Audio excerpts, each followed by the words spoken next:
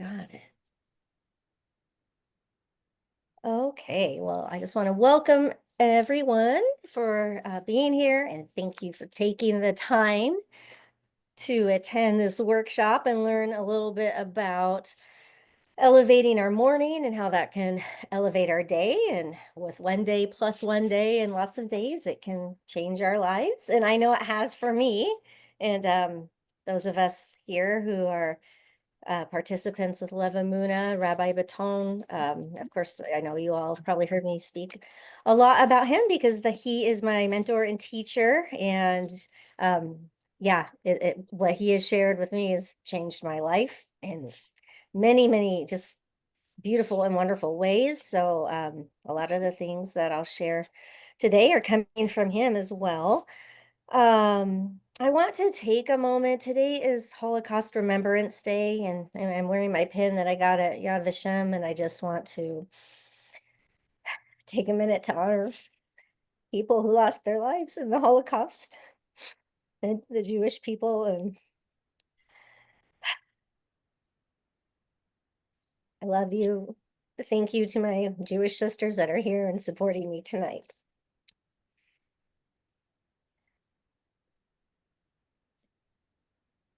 All right. So back to my screen sharing. Here we go. And I'm just gonna share my desktop. And can I make this bigger now, please? Share. Present mode. Okay, can everybody see this presentation? That's good. Yeah. Okay, good deal. Yes. Okay, so this is meant to be interactive. And I have questions that I'll be sharing through the slides. You can use it as an opportunity. If you have a journal and pen, you can journal. Or if you'd like to type in the chat, please feel free to do that also. Although, oh, how do I access the chat and screen share? This will be new. Okay, so yes, I'm calling this Elevate Your Morning and Elevate Your Day, if not your life. Of course, I know a lot of you I'm already in contact with, but you can follow me on lots of different places. I do have a WhatsApp broadcast. So if you join that, you can get any updates that I have um, without having a lot of back and forth. So it's just a broadcast channel. And then, yeah, I am on all the socials, and NASIO is the platform that I'm using to put events and different challenges and things that I'm doing. So that's a good platform just to join, and you can join that for free. And then as I'm doing different things, yeah, that's where I'll be posting and sharing a lot of stuff. It's just the landing page. All right. So that's the welcome. The first thing I want to say with this, whether you already get up early or maybe sort of early, or if you are a night owl like some of my friends here, I know, please know there is no judgment in this. So while I will reference rising early, there is no judgment if you are somebody who's like, no, I need the nighttime hours are where I am most productive. I absolutely understand and get that. And there is no judgment if you are a night owl. So we'll talk a little bit about, yeah, when is it a good time to be productive, and starting out in the morning, what you can be doing just to get your day out on a good note and on the right foot. So and as Rabbi Baton always says, we are here to sweeten the judgment. So that's why there is no judgment in this right now. Okay, so I just wanted to have you take a minute just to consider your morning. And again, if you have a journal, feel free to write this out. Just think about what your current morning routine looks like and just jot that down. You could just do a real quick bulleted list and write down, yeah, what do you do when you wake up in the morning, first thing when you get out of bed? I know a lot of you already have certain rituals and prayers that you do.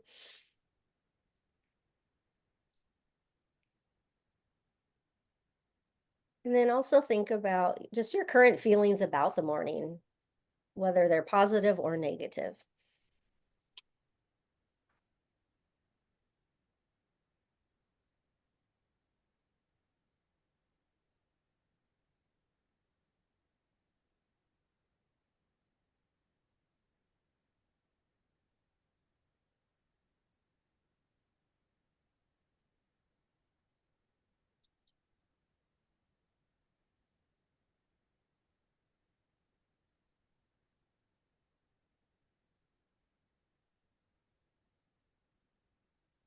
And if you'd like to share in the chat or share out loud, feel free to do that.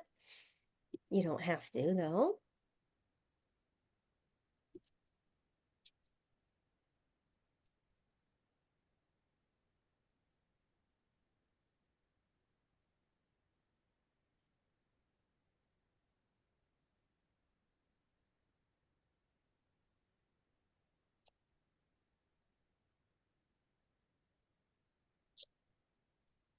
All right. So the next thing I just want you to consider is the impact on your day as a result of maybe sleeping in later, or if you have an inconsistent sleep routine. How does that impact your day? Like if you get up at various times, maybe you don't have a consistent time where you arise in the morning, and just think about then how that affects your day or perhaps your life.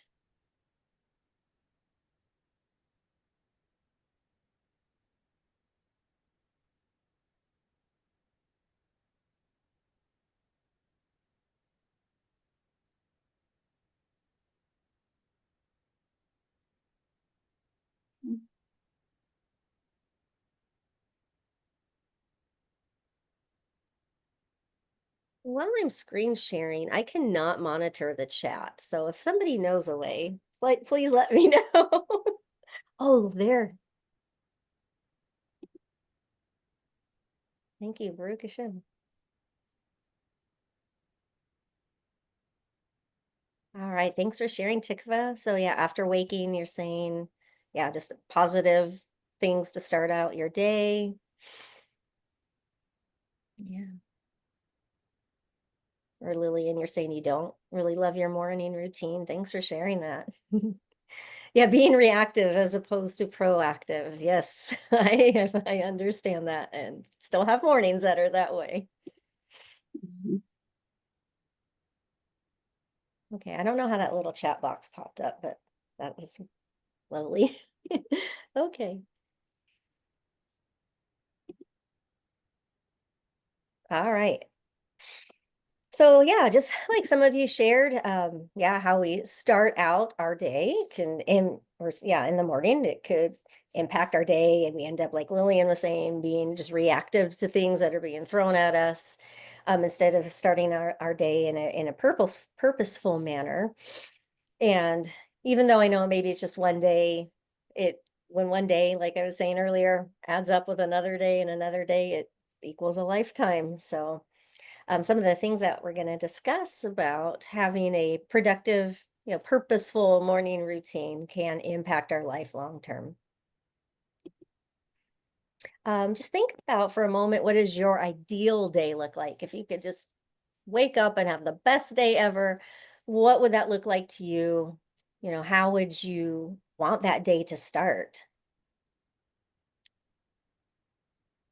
And why would you want this? So thinking again about our intention, what our ideal day looks like. Why would you want that?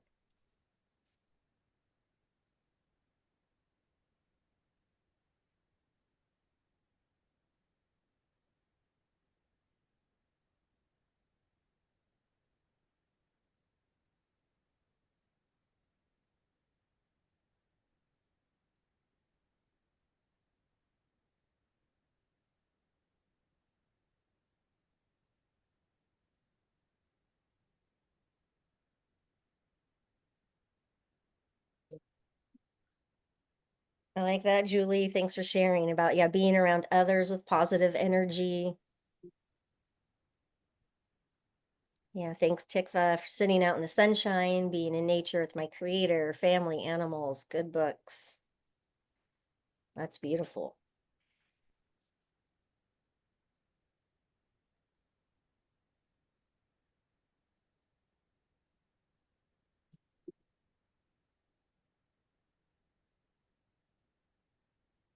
And not that every day is going to necessarily go the way that you intended, but when we set out in the morning with purpose, it definitely helps us with our mental mindset and helps us in processing things as we go about our day and doing that in a more positive manner. All right. So again, and you can just type this in the chat, or if you want to just journal, again, that's great. But just what are some already positive benefits that you've heard of, from people who rise early?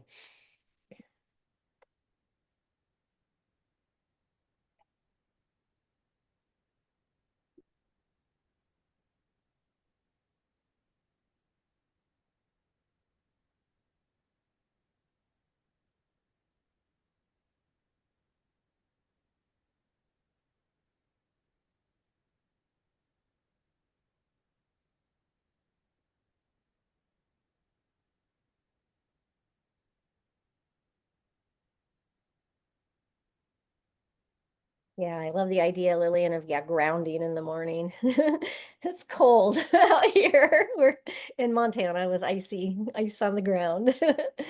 But grounding is, yeah, very wonderful. Yehudit Sarah, you're sharing about, yeah, just seeing the sunrise and just the quiet and contemplative. Yeah, those quiet hours are very good time for focus and reflection. Saying prayers and psalms, journaling and meditation, yoga. Tikva, you're saying, yeah, sleeping late, time. Yeah, it seems like the day is, yeah, just gone before you know it. Mhm. Yeah, and thanks for sharing that, Julie, and being transparent. I know your struggles, and that does feel very lonely when you're the only one awake.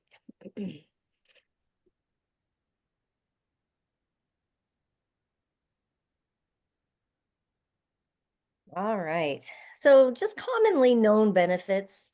I'm sure we've all heard it before, like, oh, if you get up early, then you have time to exercise. So that can affect your physical health, and that's all wonderful. And yeah, starting out your day with whatever it is that you like, whether it's running or lifting weights or yoga. Um, yeah, so that's I know one that we all probably are familiar with. Also, just waking up a little bit earlier, just having that quiet time, like you could Sarah was saying, where we can have just calm and distraction free moments so that we can do, prayers, reading Psalms to heal him, journaling. Yeah, is there any other just commonly known benefits you can think of for early rising? Just looking at the chat. Yeah, Lillian, thanks for sharing being proactive about the day so you're not so rushed. Absolutely. Yeah, making a list in the morning. Yeah, so I like what you're saying there, just about that, being proactive and then, more purposeful when you start your day. That's all great. Yeah. All right. Well, there are lots of other benefits. Oh, I was going to share this. Is when you're looking at my screen, do you see the full screen? Can you give me a thumbs up if you see the full screen? Okay, thank you. All right, so I'm not going to read through all of these, but I was just doing a Google search of people who have been successful or that are influential in life and all the things that they have to say about rising early in the morning. So I'm sure you're familiar with a lot of these names. So people that are athletes and CEOs and politicians, writers, And a lot of them do get up very early in the morning. And so that's not to say that if you don't, that you won't be successful. But these people are capturing those early morning hours with a purpose. I know I was reading about some other writers who were saying they're up that early because that's a good quiet time for them to have that focus and yeah, get their writing done. Or for athletes, it's a good time to get up and get in that early morning workout. So there is some precedent to that. All right. So let's say you do rise early. What do I do with that time? And this is something that Rabbi Baton has said that, yeah, spend an hour of time in the morning as though I was not in the world. And I really liked that quote because it just, in my mind, preserved that quiet time where it's just me and God and no one else. Yeah. And if I'm not in the world, that means I'm not checking my emails or picking up my phone, which we'll talk about. Yeah, that's where all the distractions start. Hey, Okay, so just thinking about, yeah, some morning things that you do to begin your day. And I know some of you already shared that, so you don't need to again. So some of you mentioned, yeah, prayer, reading Psalms, journaling. Were you going to share something, Tikva? I'm sorry. No, Oh, you're fine. It's okay. Yeah, is there any other just morning routines that most of us I know probably will make a cup of coffee or tea, whatever it is that you like, but some kind of hot drink.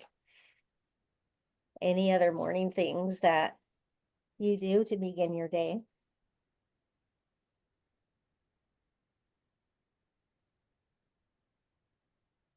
And I know for me, I'll share a little bit more about mine, and it was a process.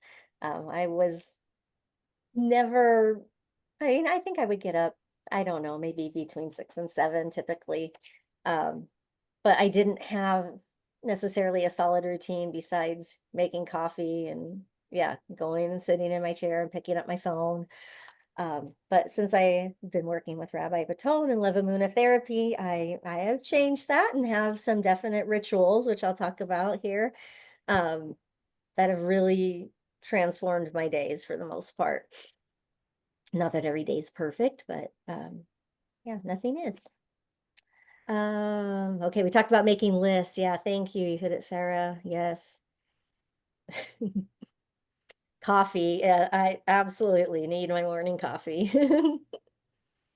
Yeah, morning text to sister. Yes, Julie. That's so wonderful.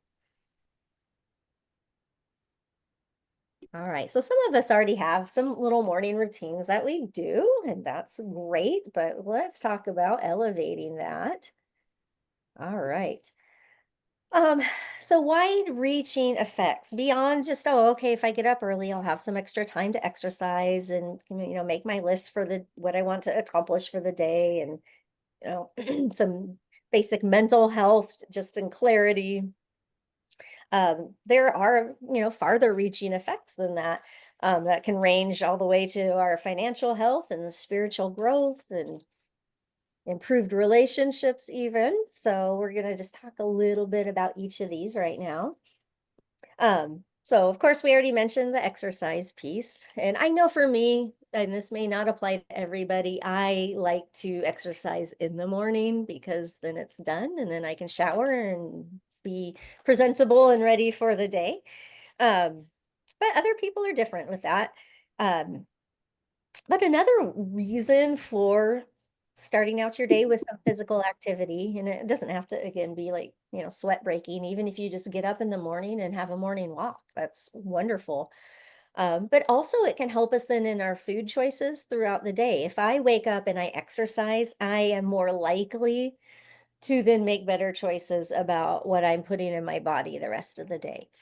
So beyond just moving my body, which is good, yeah, it can also impact what I eat in a positive way. So that just increases, the long-term physical health. And we maybe then have more time to be thoughtful about what we're eating and maybe make a more healthy, more protein breakfast or something like that. So it could help us just to maintain those better eating habits. Of course, we talked about mental health and clarity. I'm just going to keep checking the chat when it pops up in case anybody else has things. Uh, yes, I understand. Not all of us can have coffee too. Yeah, tea. Find a good tea. Agree. Oh, that's interesting, Tikva. We'll have to talk about that. A machine that you stand on that works your muscles and lymph nodes. Wow. So you get Hmm. on that in the morning after the AM prayer. Yeah.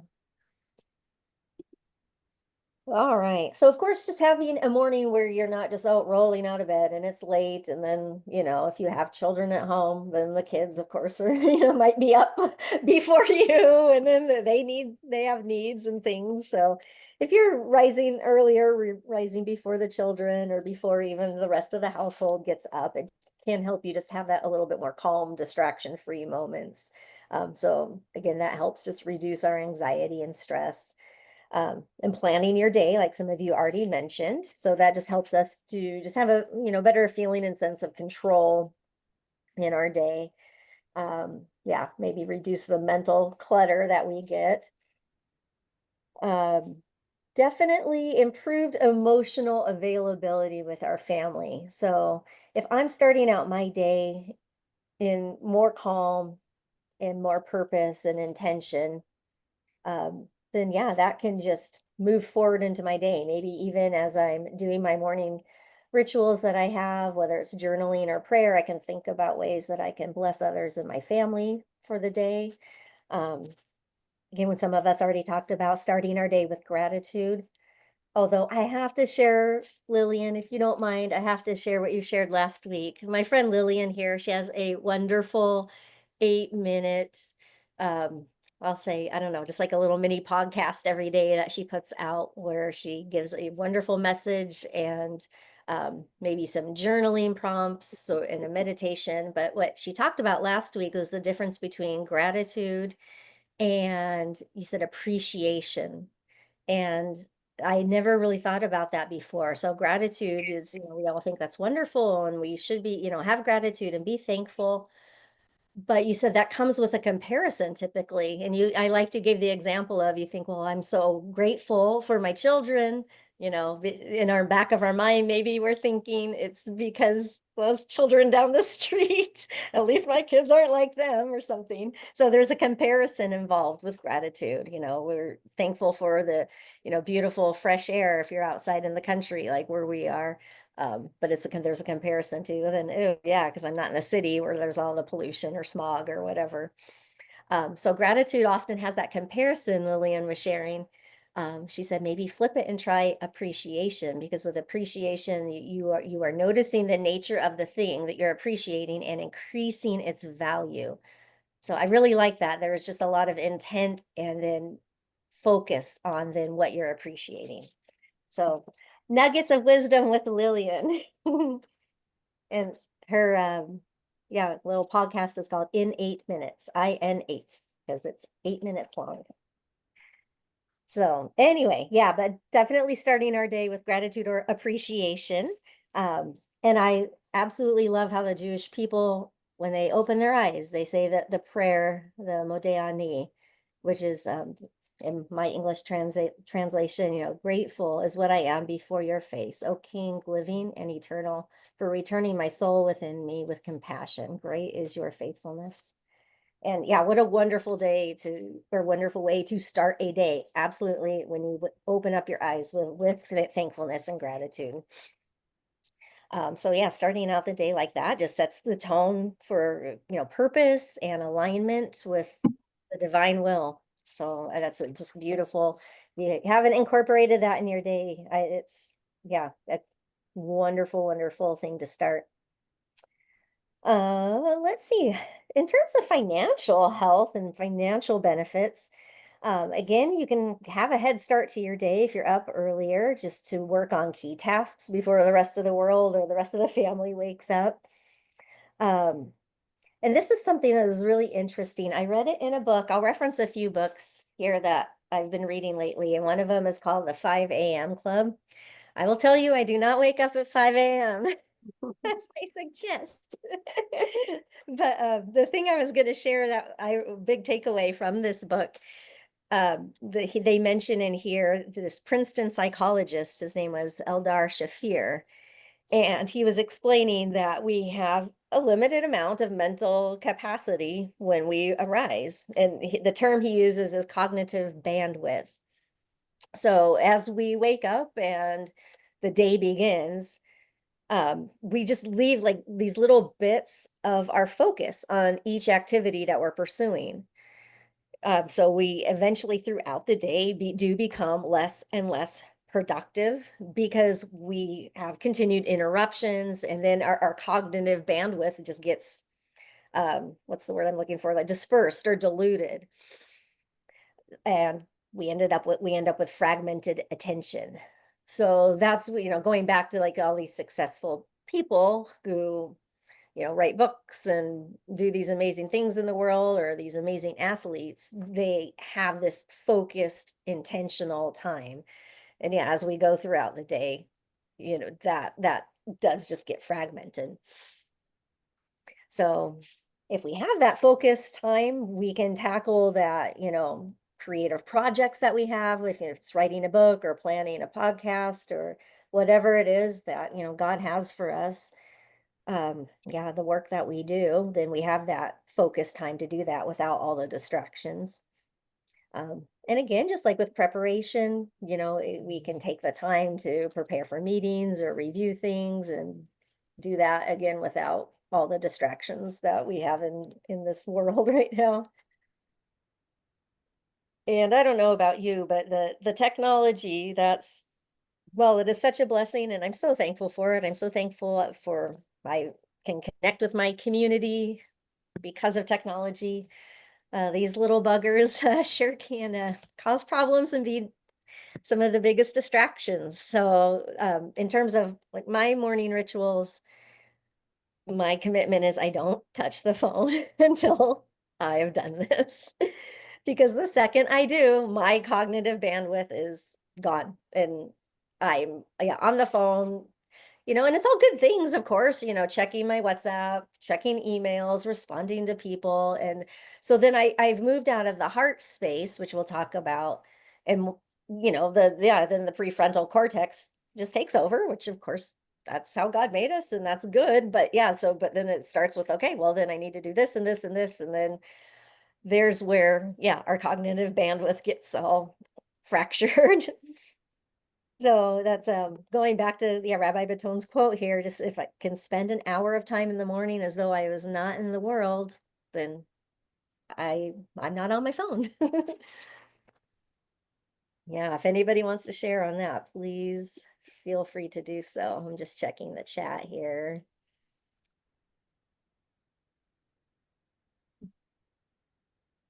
Yeah, I'll share Lillian's, yeah, her in 8 minutes. It's amazing. Yeah, Tikva, that's interesting. Yeah, so like when we sleep, it's like defragging our computer. Yep. All right. So, of course, yeah, just personal development and hobbies. Again, having that time devoted where it's, yeah, quiet time where you can pursue a new skill, maybe. Yeah, and just again have fewer distractions, whatever that hobby is. All right. I'm gonna go on to the next slide. There's more. This is a book I'm reading with my friend Julie, who's here, and it's called The Anatomy of Well-Being. And Julie and I, gosh, has it been like the past 6 months? We've been reading different books like Dr. Joe Dispenza's Becoming Supernatural. We read Moshe Gerst's book, The Three Conditions. And then we just finished The Biology of Belief by Dr. Bruce Lipton. So we're picking books that are about, yeah, just healing and, yeah, just our growth. And so this was the latest one that we've been reading. So yeah, it's by Dr. Monisha Bahanot. I'm saying her last name correctly. And we picked this. It says the intentional practices to embrace your body's unique design and revitalize your health. Because we wanted to, read about, okay, well, we know about healing and just maybe just trauma that's been in our bodies and unconsciously. But so we wanted to choose something that would help us to apply all this good learning. And again, Lillian, you said this last week. It was so funny because I did a little video about this too. And then you said it, and then someone else said it, and then Rabbi Baton made a message about it. It was all these synchronicities. We don't need more information, we need transformation. So, yeah, how do we actually incorporate and apply all the things that we've learned in our lives so that we do transform?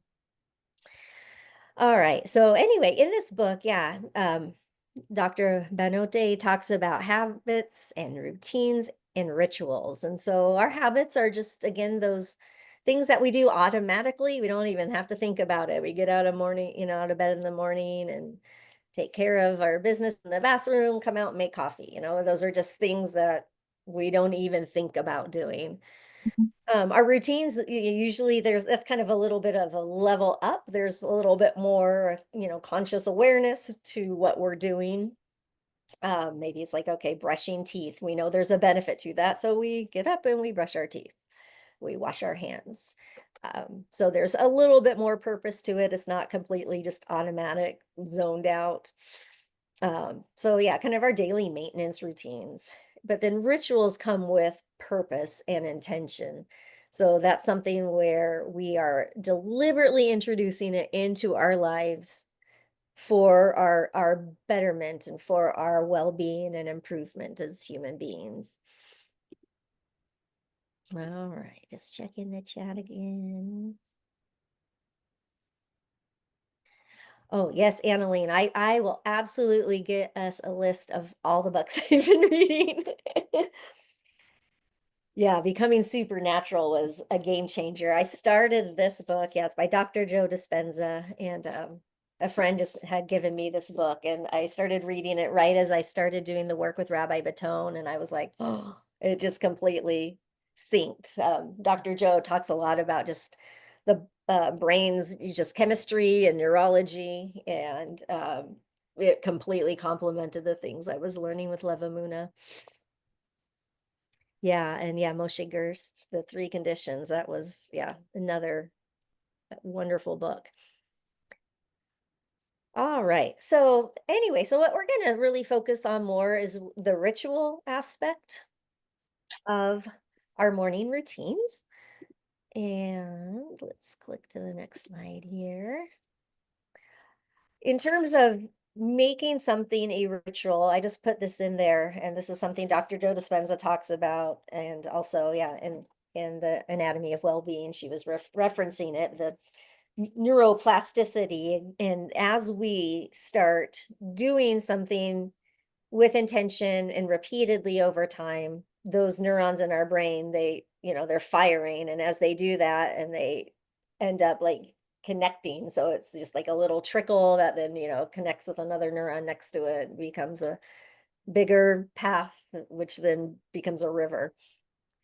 So it literally is changing the way our brain is wired.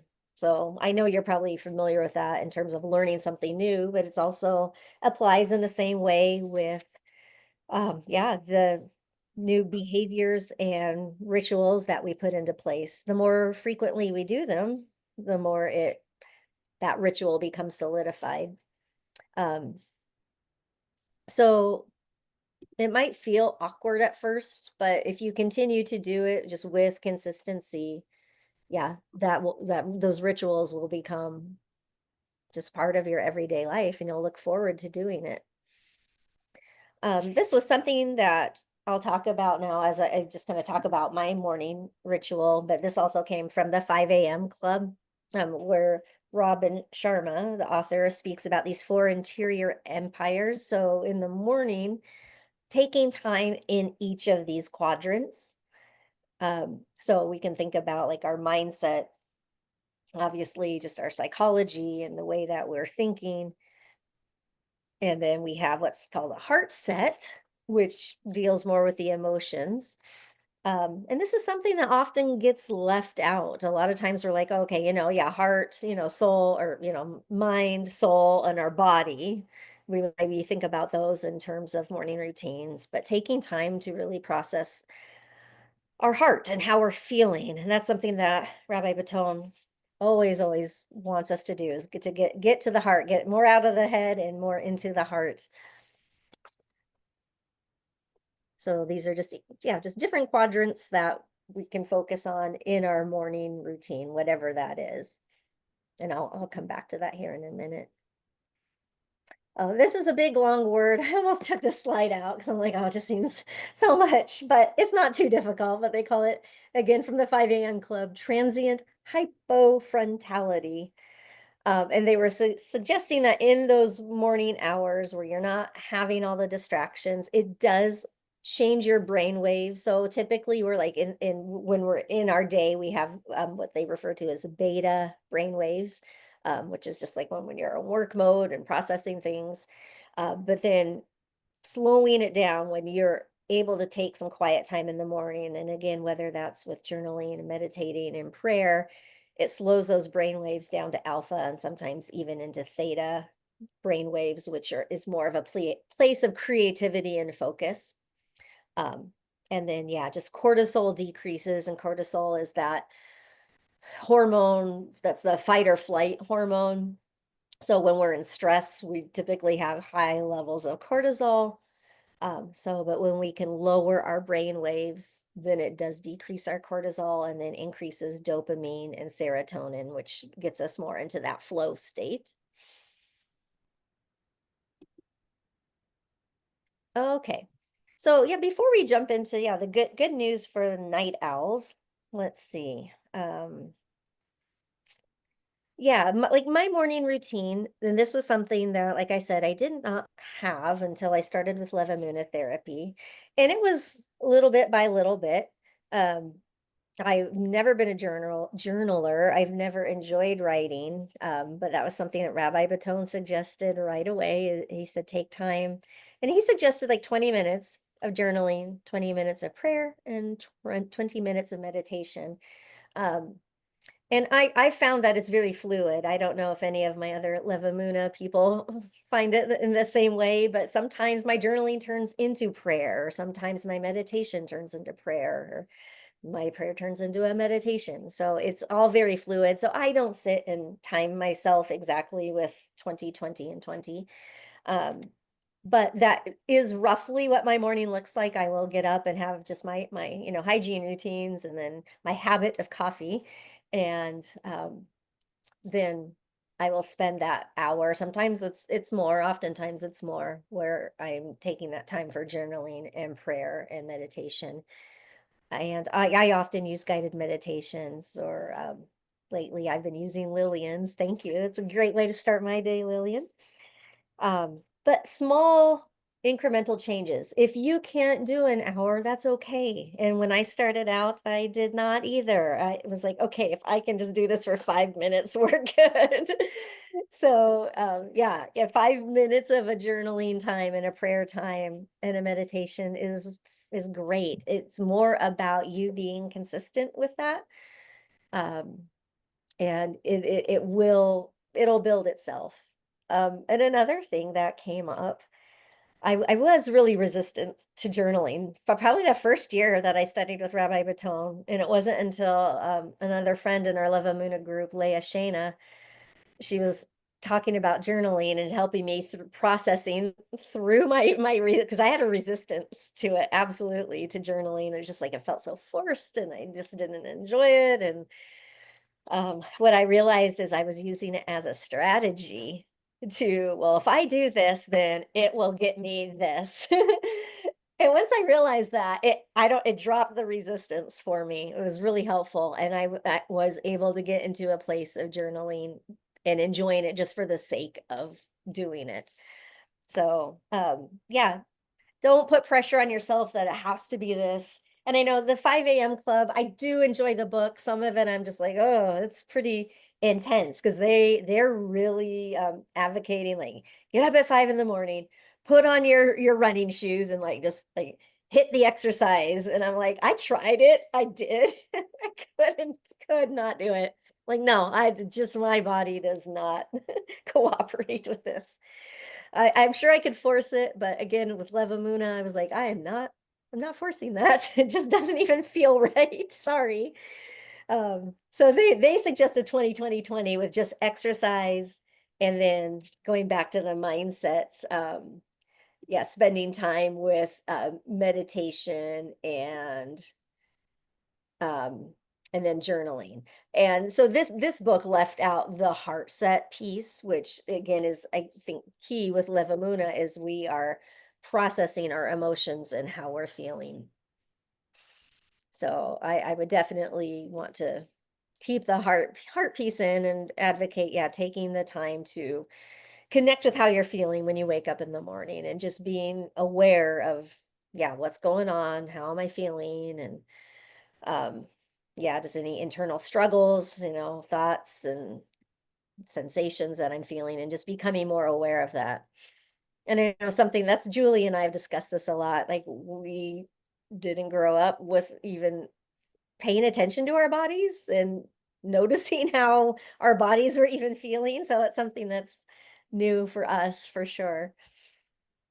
Okay, so I did want to talk to my night owls. I know I have a few of you on here. So, like I said at the beginning, there is no judgment if you are a night owl. I was talking to one of my fellow facilitators and coaches with Livamuna yesterday, and she was like, I have my best work time between 10 p.m. and 2 o'clock a.m. And Rabbi Baton was like, then go for it. If that's when you find you are focused, then do your focused work, then that's great. So if that means you're going to bed at 2 in the morning and you get up at, let's say, 9 o'clock, then so be it. We'd still advocate like when you wake up at 9 o'clock, start to establish some kind of morning ritual so the rest of your day does flow better, so that you do have some purpose and intention with that. So don't beat yourself up if you're like, oh, that means I need to get up at a crazy early morning time. Oh, Julie, thank you so much for adding the books that we've been reading in the chat. I appreciate that. Yeah. Okay. Night owl. That's interesting, Lillian. You heard it's a trauma response because that's the only time we can decompress. True. Yeah. That's probably very true, especially if you have busy children or had busy children. Yeah.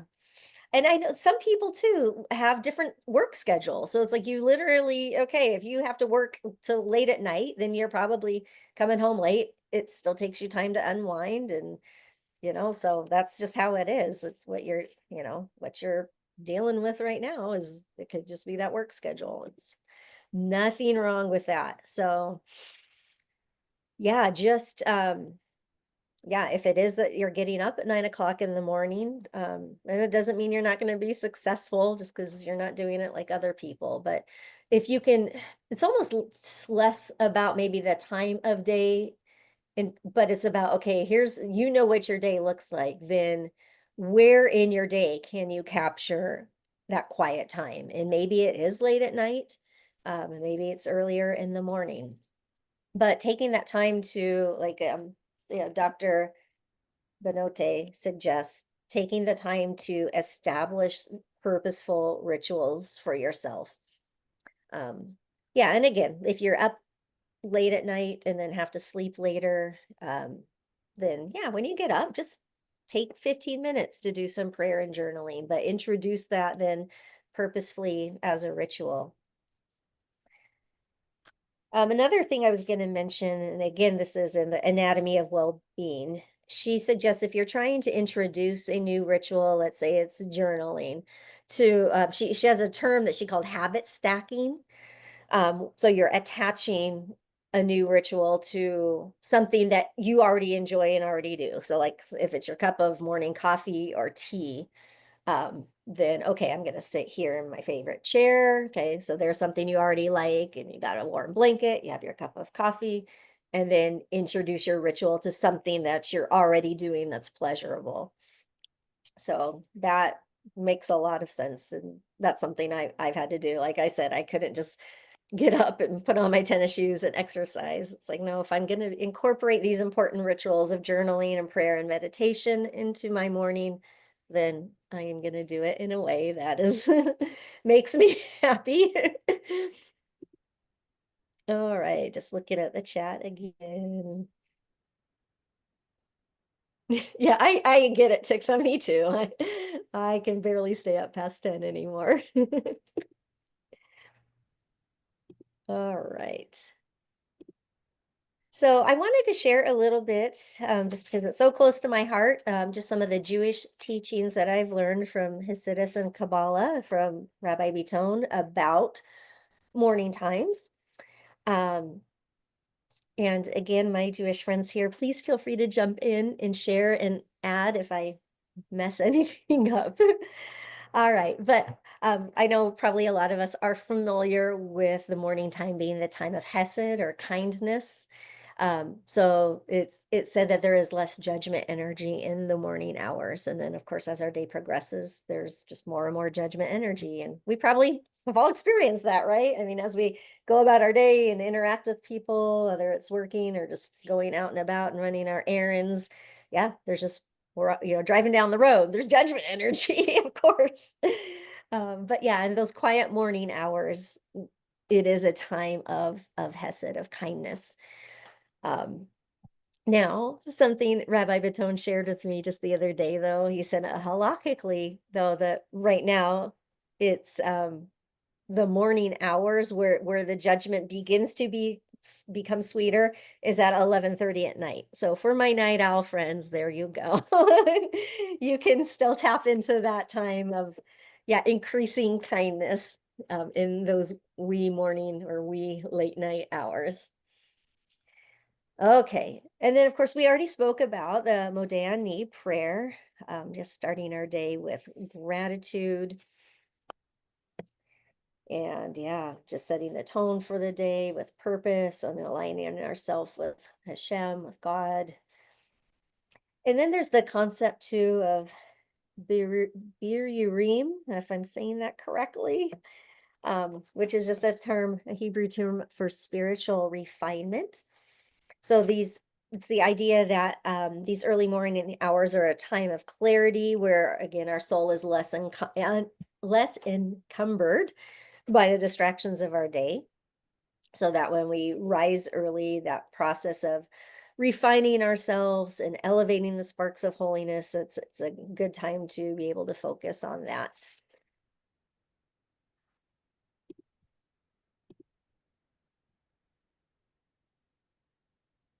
Yeah, thank you for sharing. So yeah, the light breaking through the darkness. Oh, those of us that are reading the book, You, Pnei Hashem, that's what he talks about is, greater the light that is coming from the darkness. Yeah. And then of course there is the soul elevation during sleep. So according to Kabbalah, sleep is a time where the soul ascends to the higher spiritual realms. So when we rise early, it just allows us to integrate those insights and just spiritual energy that our soul gained from that time. So I don't know about you, but that's, when I've had significant dreams, ones that I wake up and definitely remember all the details. That's, oh yeah, I'll always write it down right away when I get up in the morning. So maybe it's connected to that.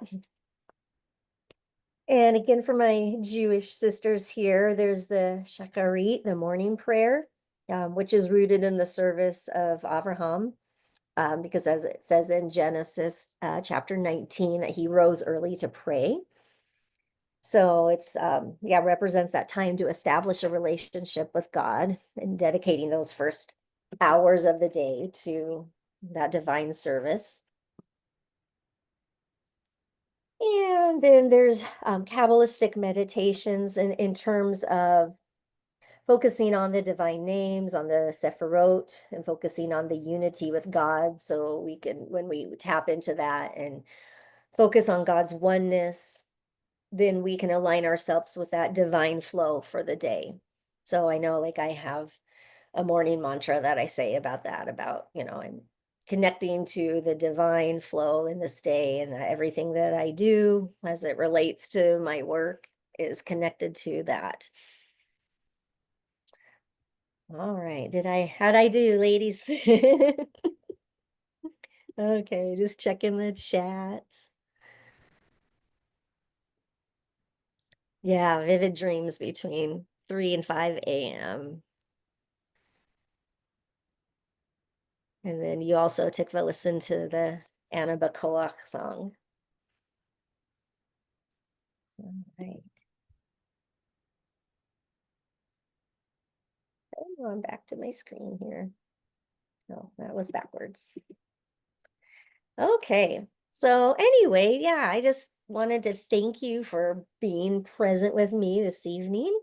And this is just a quote I read on Substack. This is just an account I follow on Substack. And I like that discipline isn't about achieving goals, but about becoming someone you're proud of. And I think that's what's been helpful for me in terms of establishing these morning rituals and routines and getting my days off to a better start is aligning with the ideal version of myself. And so I think, okay, well, the ideal version of Vanessa is somebody who gets up at this time. And again, that's for me and does these things and doesn't get on her phone right away and just has that quiet time where it's just me and Hashem, and yeah, time for me to process how I'm feeling and go deeper and just work on that transformation and becoming more aligned with me, with my ideal self, my higher self. And I'll leave you with one last quote before I move on. And this again came from the Anatomy of Well-Being. And when we organize our day, then we can optimize our daily routine. And then that clears the brain for other things. And this is something we've talked about in Levamuna. We can't make space for the new intentions and desires that we want to manifest if it's all clogged up with other stuff. So if we're still struggling, and need healing, or we have just old self-limiting beliefs and things that we're doing that just don't serve us anymore, using, capturing that morning time to process our feelings and our emotions and to work on releasing when we've got blockages, then it can clear our life so that, yeah, God's blessing can come in and we have that muzzle, that flow. So thank you all so much. And I am going to leave you with something. I am going to start it's going to be over the course of 8 weeks. And I want to do a private coaching, whether it's just with one person or a small group, beginning next Monday. So I'm calling it Rise and Align. And my thought is we'd meet every other Monday. And what I would offer you with that would be, yeah, we would do like a personal coaching session on these Mondays. So it would be every other Monday. So it would be 4 sessions over a course of 8 weeks. And I would help you with guided meditations and some different frameworks that you could take throughout your week. And the goal would be to help you with, if there's things that you're struggling with in life, whether it's, relationships, finances, oh goodness. Yeah, just maybe blockages. I just was helping a client with that recently. Just, yeah, blockages with, yeah, creative projects that you're working on. So that would be the goal would be for you to have a shift and a transformation over those 8 weeks. And it would be by introducing some solid morning routines. So that's my up and coming challenge that I'm offering. And I will post the link to that. I have it set up on the NAS.io platform. And for this, I'm charging $260, but if you sign up within the next week, then I will give you a discount and you could do this with me for $200. So that's just something I wanted to offer you. And I'll send the link for that later. But I'm going to stop the share for now. And I can stop the recording.